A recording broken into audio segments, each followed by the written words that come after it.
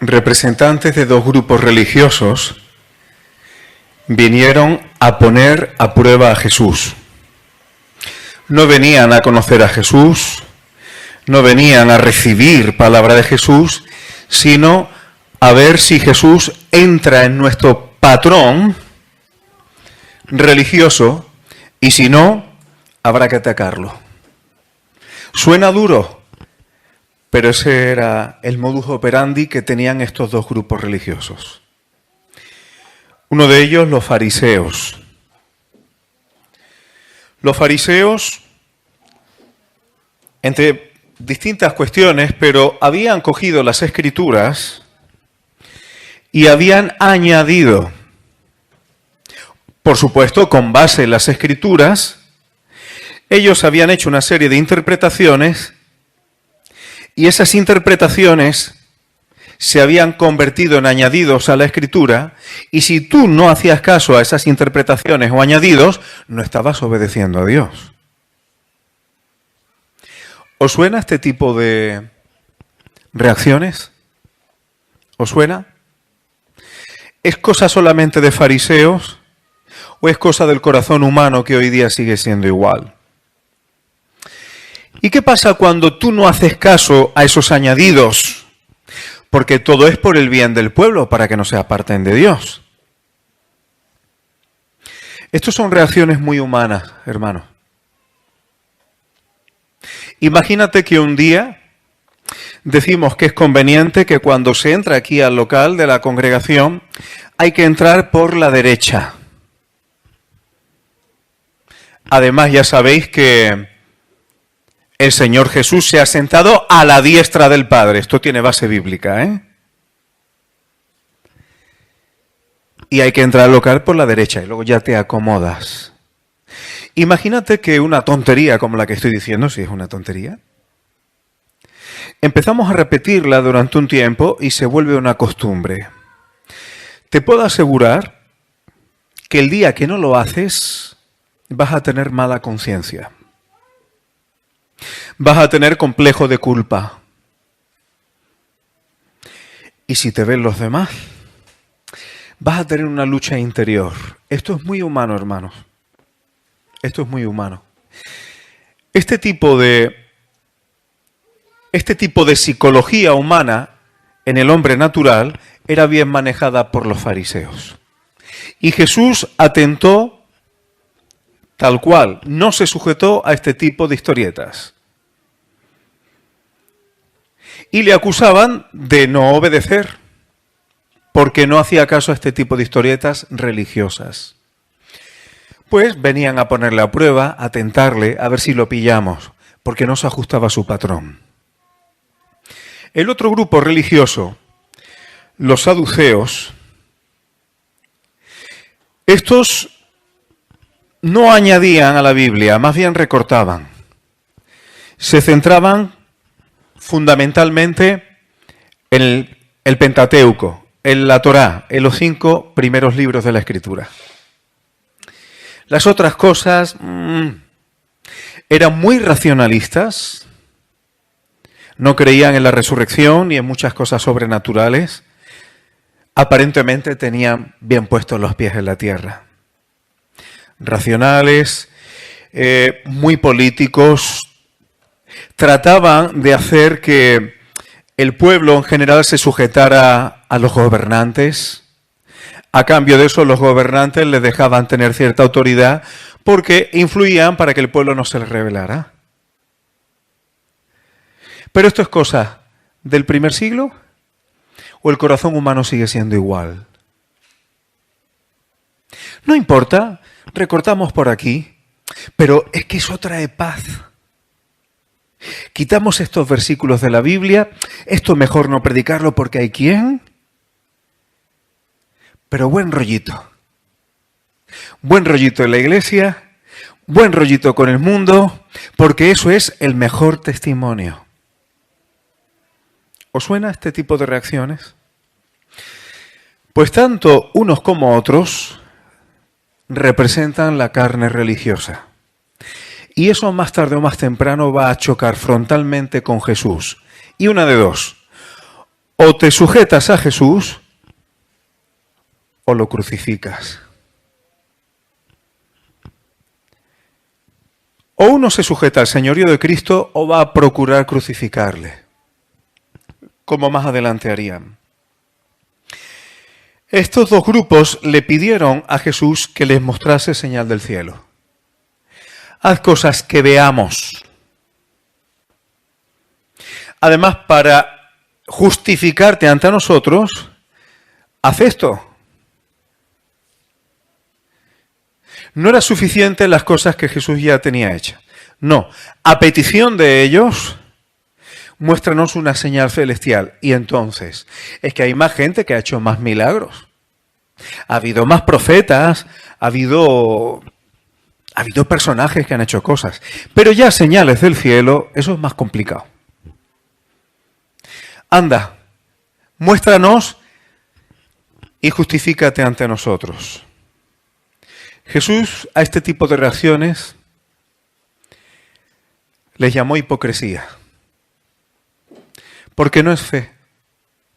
Si Jesús tiene que demostrarte a ti algo,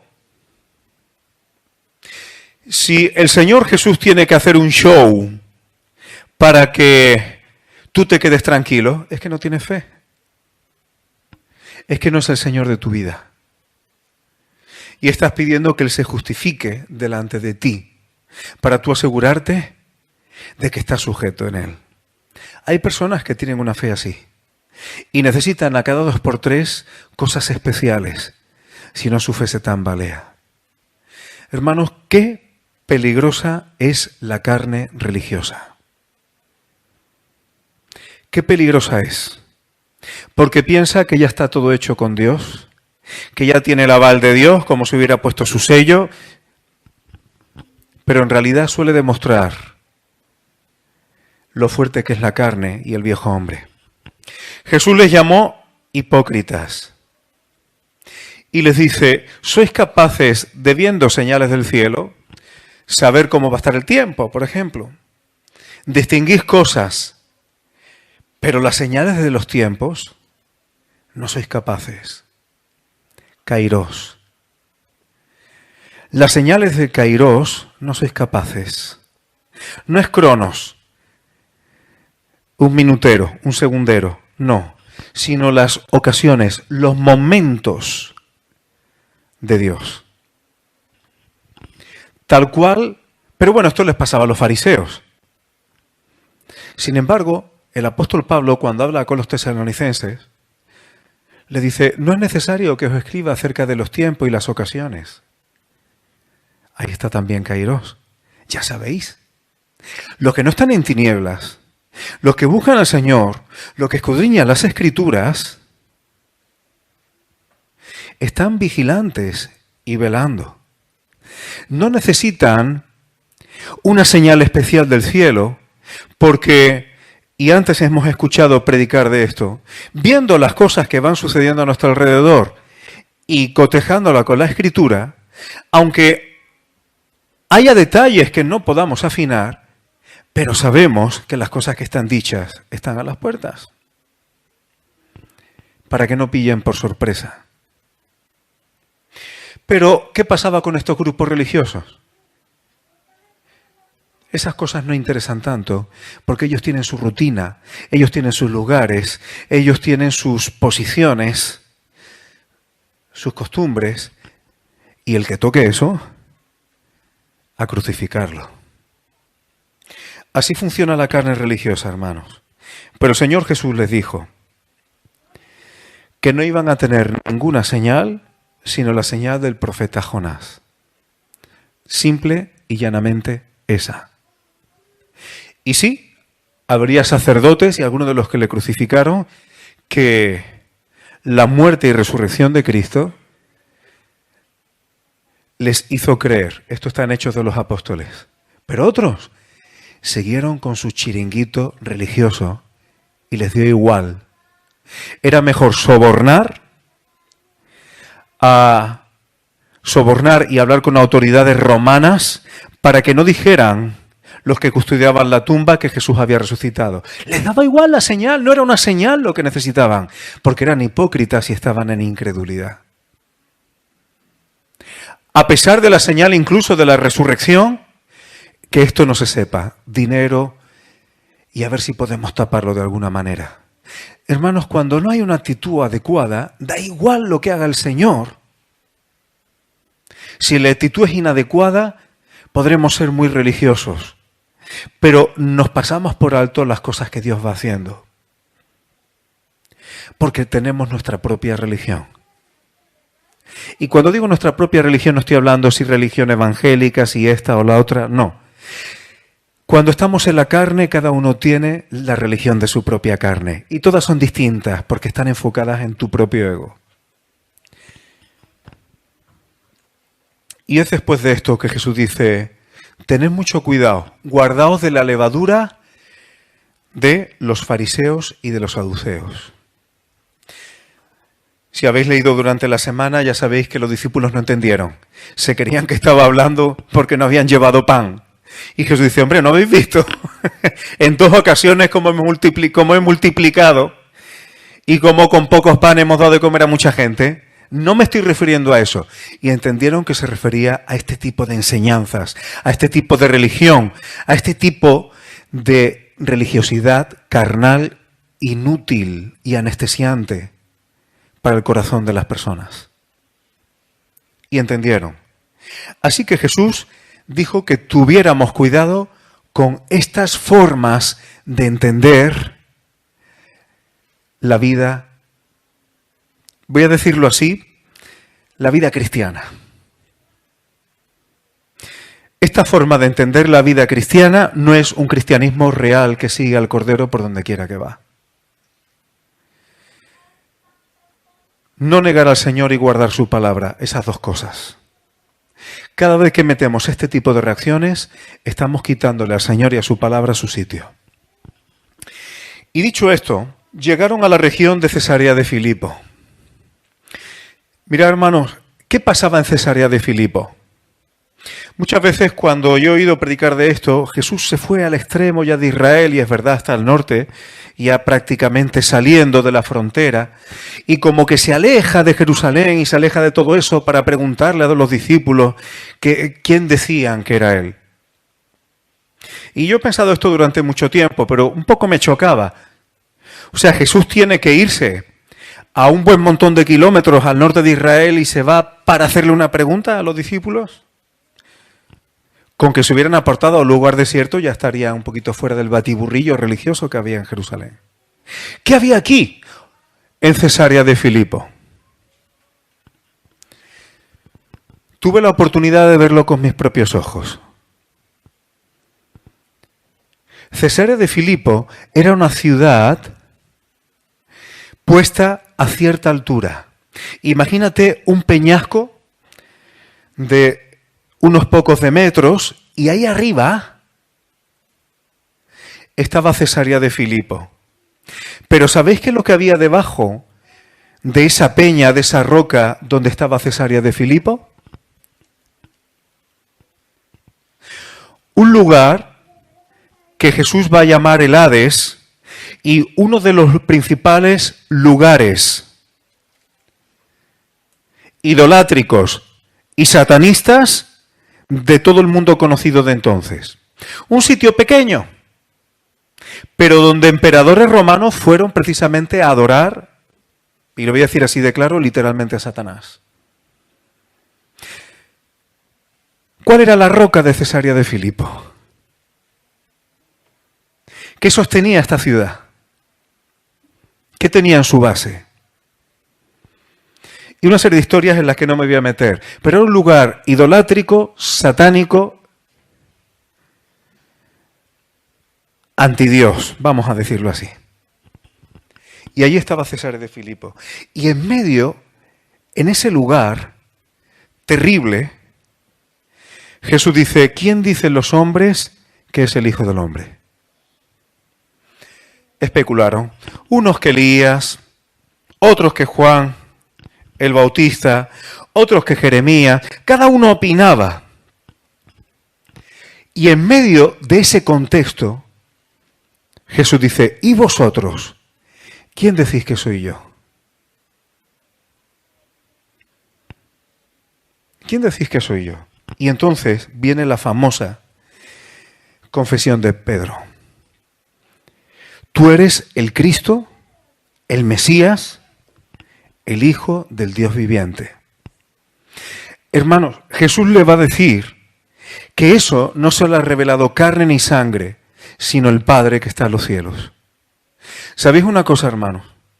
En medio de contextos religiosos humanos, en medio de idolatrías, en medio de barbaridades, en medio de todo lo que acabamos de decir, cuando uno reconoce quién es el Mesías, el Hijo de Dios, eso no es gracias a ti. Eso no es gracias a tu reflexión. Eso es porque te lo ha revelado el Padre.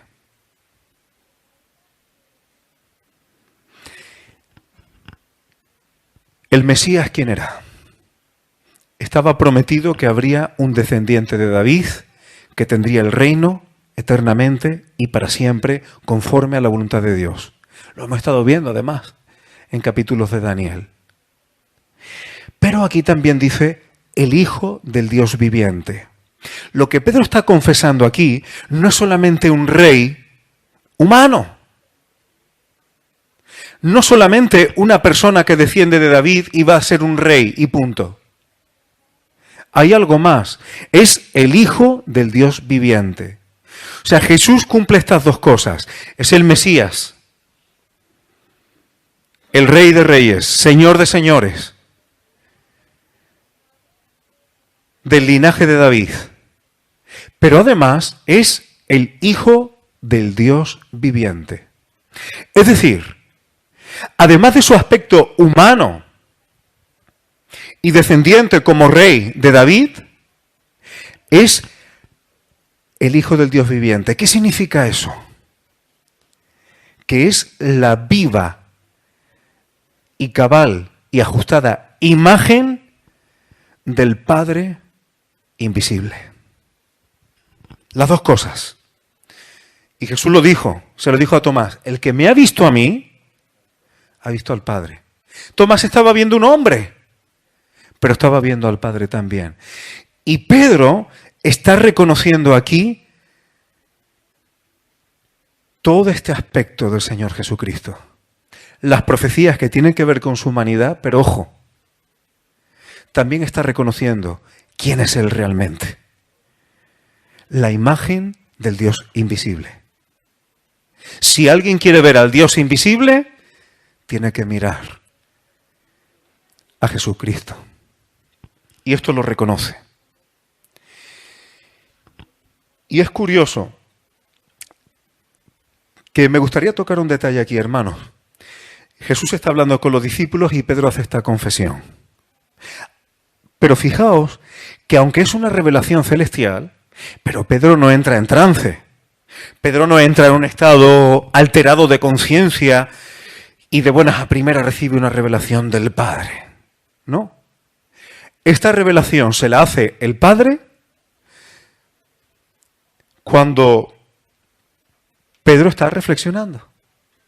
Jesús hace una pregunta, Pedro piensa que está reflexionando, pero está teniendo una revelación del Padre. ¿Qué es lo que quiero decir con esto, hermanos? Que para Dios revelarnos cosas, no tenemos que perder el dominio propio, no tenemos que perder el control. Es decir, cuando estamos meditando delante de Él, podemos recibir revelación de Él. El propósito del Padre no es que estemos en estados alterados de conciencia para que Él nos hable. Dios revela sin necesidad de que perdamos el control y el dominio propio de nuestra mente. Yo también te digo que tú eres Pedro y sobre esta roca edificaré mi iglesia. Y las puertas del Hades, el Hades era todo lo que había allí, debajo de Cesarea de Filipo, las puertas de todo eso, de todo ese satanismo, de toda esa idolatría, apoyada por el Imperio Romano, apoyada por los gobernantes, no iban a prevalecer contra la iglesia. Yo también te digo que tú eres Pedro y sobre esta roca edificaré mi iglesia. ¿Sabéis qué, hermanos?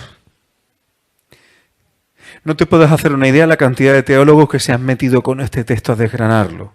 Porque ya sabéis que una religión bastante mayoritaria dice que la roca es Pedro y que fue el primer papa.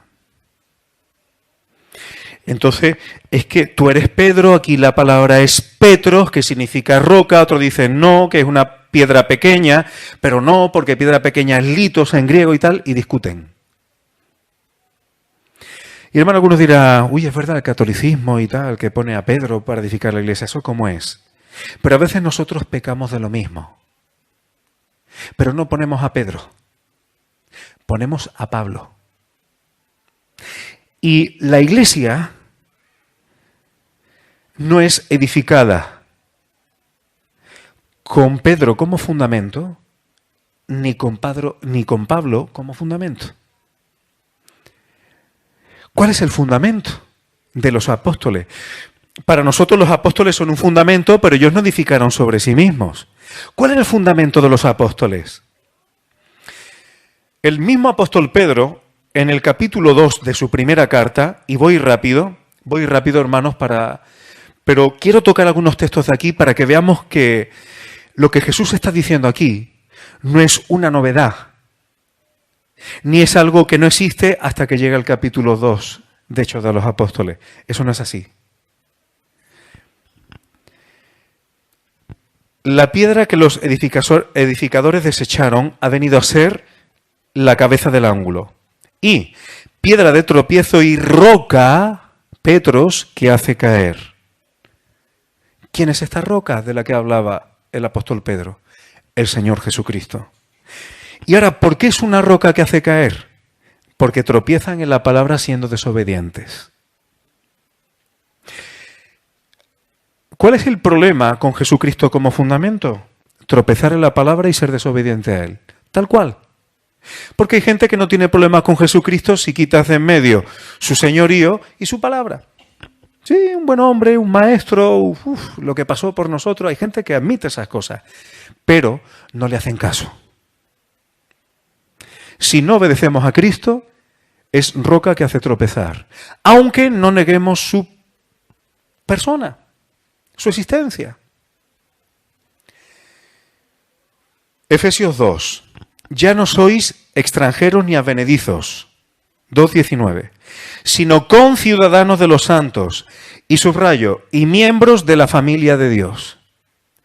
Repito, miembros de la familia de Dios. Vamos a quedarnos con el detalle. Y dice el 20, edificados sobre el fundamento de los apóstoles y profetas. Un detalle, hermanos. Aquí la palabra profeta no son profetas del Nuevo Testamento. Está hablando de los profetas, los que habían escrito antes, los que habían venido antes. Y fijaos que el fundamento de los apóstoles y de los profetas no es un fundamento distinto, es el mismo. Siendo la principal piedra del ángulo, Jesucristo mismo.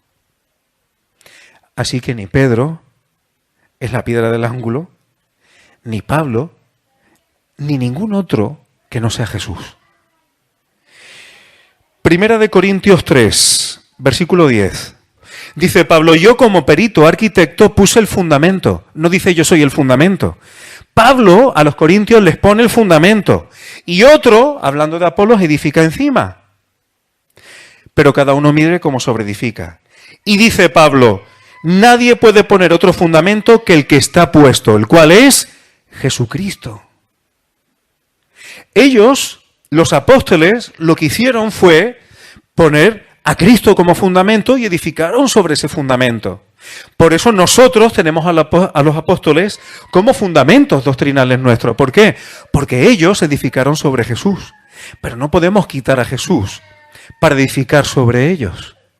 No podemos poner a los apóstoles enfrentándose a las propias palabras de Jesús. Permitidme utilizar una expresión un poco moderna, los jóvenes. Si los apóstoles estuvieran aquí y vieran las cosas que a veces hacemos, yo creo que nos darían un cosquí, pero bueno. somos capaces con toda la cara, hermanos, a veces de enfrentar o de utilizar lo que dice un apóstol para contradecir a Jesús. Pero si es que Pablo lo dice, ninguno se gloríe en los hombres, ni sea Pablo, ni Apolo, ni Cefas, que es Pedro. Y Pablo se enfada con esto. Pero ¿acaso yo he sido crucificado por vosotros? ¿O Pedro, el que fue crucificado, el único sacrificio válido fue el de Jesús? ¿Cómo osáis decir yo de uno, yo de otro? Edificar sobre lo que diga uno y otro. Si ellos mismos estaban poniendo el único fundamento que valía. ¿Y este fundamento, cómo que era el fundamento de los profetas? Primera de Corintios 10. Desde el primer versículo. No quiero, hermanos, que ignoréis. O sea, no quiero que no sepáis esto. Nuestros padres todos estuvieron bajo la nube y todos pasaron el mar. Está hablando de los que salieron de Egipto. Y todos en Moisés fueron bautizados en la nube y en el mar. Todos bebieron de la misma bebida espiritual porque bebían de la roca espiritual que los seguía, y la roca era Cristo. Cristo estaba allí. Lo repito, hermano, Cristo estaba allí con los que salieron de Egipto y fueron al desierto, lo está diciendo Pablo claramente. Porque nunca hubo otro fundamento. Antes de encarnarse, Cristo ya era la imagen del Dios viviente. Isaías 51:1. Oídme los que seguís la justicia, los que buscáis a Jehová. Mirad la piedra de donde fuisteis cortados. Y al hueco de la cantera de donde fuisteis arrancados. ¿Y eso qué es? Y luego dice, mirad a Abraham, vuestro padre. ¿Y esto qué tiene que ver aquí, hermanos? ¿Por qué Isaías está diciendo esto? ¿Cuál es la cantera de la que se fue cortado? ¿Que ha quedado el hueco ahí? Y dice Pablo, sé que me estoy entreteniendo un poco en esto, hermanos, pero es una locura. Y esto sigue pululando mucho dentro de nuestros contextos, de que no hay iglesia hasta el capítulo 2 de Hechos de los Apóstoles. Precisamente en Hechos de los Apóstoles, en el capítulo 7, el discurso de Esteban contradice eso.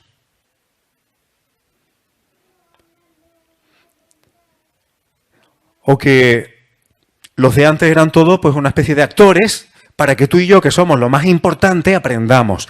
Pero ellos eran como si fueran los clics de Famóvil. Sus vidas eran como muñequitos para que tú y yo, que somos los importantes, aprendamos. Hermano, eso es tan infantil y tan contradictorio con las Escrituras que nos lleva a problemas muy serios, y lo hemos dicho otras veces. Cuando se piensa así, nuestra fe le estamos quitando un fundamento. La fe que nosotros tenemos, hermanos, es muy antigua. Y dice Pablo, sabed por tanto que los que son de fe, estos son hijos ¿de qué? De Abraham. Es la promesa que Dios hizo. Nosotros no estamos desvinculados de Abraham. Él creyó por fe, nosotros también. A él se le hicieron promesas que solamente se van a cumplir y se cumplen en Cristo. Los que son de fe son bendecidos con el creyente, y lo llama creyente Abraham. Versículo 14. Para que en Cristo Jesús, en el Mesías, en el Hijo del Dios viviente, la bendición de Abraham alcanzase a los gentiles. Es en Cristo donde la bendición de Abraham puede alcanzar a los que estaban totalmente fuera de pacto. Lo que está ocurriendo, hermanos, dice, a fin de que por la fe recibiésemos la promesa del Espíritu. Y a Abraham fueron hechas las promesas y a su simiente. ¿Y cuál es su simiente? Dice, la cual es Cristo, el Mesías. ¿Por qué estoy diciendo esto, hermanos? Porque era imposible legalmente que pudiéramos formar parte de las promesas hechas a Abraham. Y Hebreos 11 habla de la Nueva Jerusalén como algo que esperaba Abraham. Eso no es una bendición terrenal, la Nueva Jerusalén es celestial. Lo que Abraham esperaba no era una cuestión terrenal nada más.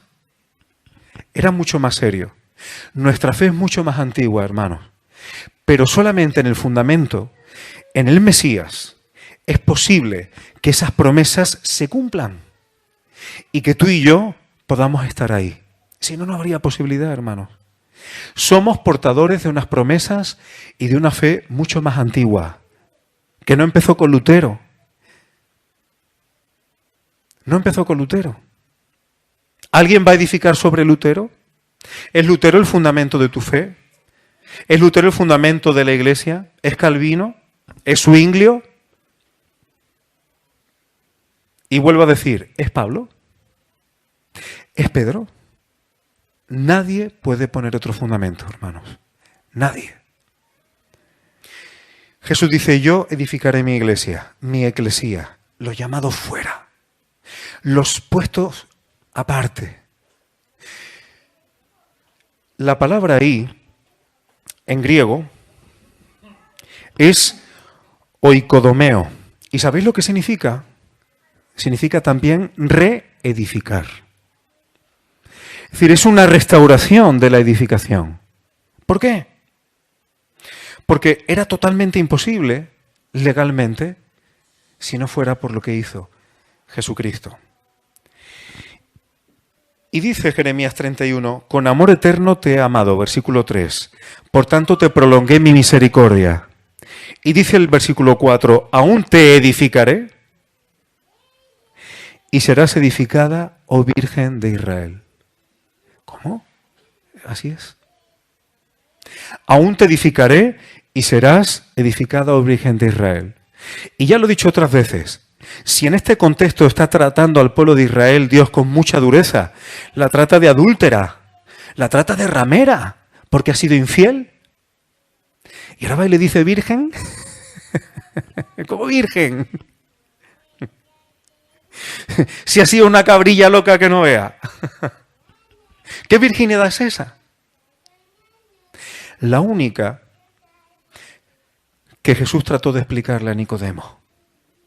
Nacer de nuevo. Nacer de nuevo. Por eso reedificaré mi iglesia. ¿Por qué? Porque sobre bases carnales y terrenales no es posible. Pero sobre la base del poder de Dios y la obra de Jesucristo, lo que era imposible para el hombre es posible para Dios. Esto sería un tema para tocar tranquilamente. Se le dice a Pedro, te daré las llaves del reino. Efectivamente, Pedro fue el primero, lo tenemos en Hechos de los Apóstoles, que predicó, se levantó allí en medio, justo después de Pentecostés, o en Pentecostés se levanta y da esa predicación. Pero también es el primero que predica a gentiles en la casa de Cornelio. Pero dice, todo lo que atares en la tierra será atado en los cielos, y todo lo que desatares en la tierra será desatado en los cielos. Esta expresión, para entender qué significa atar y desatar, está explicada por el mismo Señor Jesús en Mateo 23. ¿Quiénes son los que atan cargas pesadas que ellos no quieren mover ni con un dedo? Es una expresión para permitir o prohibir. Cuando la roca es Cristo, cuando el fundamento es Cristo, las cosas que decimos que son pecado o que no son pecado están en sintonía plena con el cielo. Si Cristo no es el fundamento, las cosas que diremos que son pecado o no son pecado, pues será exactamente igual que los fariseos o que los saduceos. Levadura.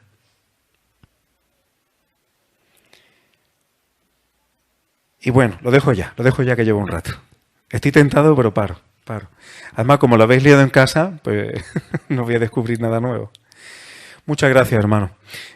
Yo le pido al Señor que nos acordemos solamente, aunque solamente fuera de dos cosas. Primero, el tema de la levadura religiosa no es ninguna tontería. Que meditemos esto, hermanos.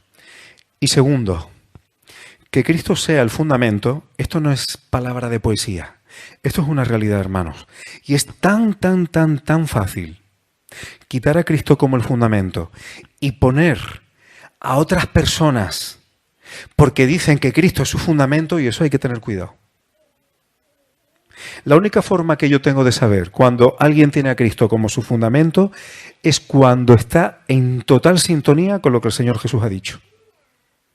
En el momento que yo coja un libro de un creyente, por muy buen teólogo que sea, porque sea parte de una denominación o históricamente lo valoremos, lo que tú quieras, si hay cosas que contradicen o que no casan con lo que Jesús dice, examinarlo todo y retener lo bueno, hermano. Pero nuestra fidelidad, ¿a quién es? ¿Quién es el que se entregó por nosotros? ¿Quién es el que nos salvó? ¿Quién es el que ha escondido nuestra vida en Él, en Dios? Como dice Colosenses. Solo uno. Nadie puede modificar eso, porque tendría consecuencias. Amén.